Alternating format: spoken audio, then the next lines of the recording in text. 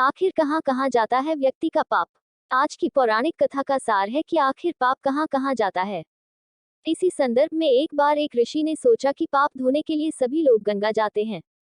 ऐसे में सारे पाप गंगा में ही समा जाते हैं। इस तरह तो गंगा भी पापी हो जाएगी। उस ऋषि ने ये जानने के लिए आखिर पाप जाता कहाँ है, तपस्या की। तपस्या करने के फलस्वरूप देवगण प्रकट हुए। तब ऋषि ने उनसे पूछा कि गंगा में जो पाप धोया जाता है वह कहाँ जाता है।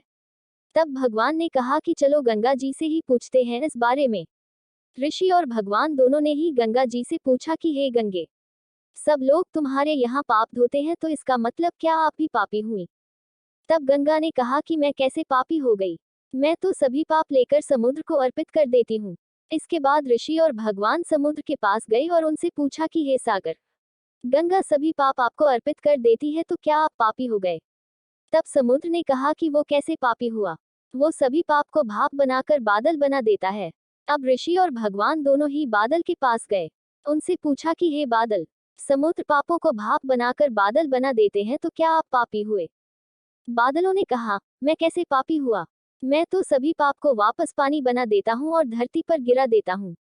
इससे ही अन्न उपजता है, इसे ही मानव खाता है।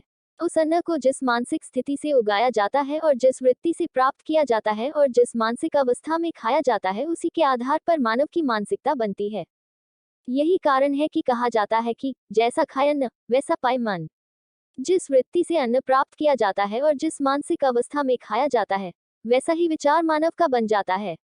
ऐसे में हमेशा भोजन शांत रहकर ही ग्रहण करना चाहिए। अन्न जिस धन से खरीदा जाए वह धन भी श्रम का होना चाहिए।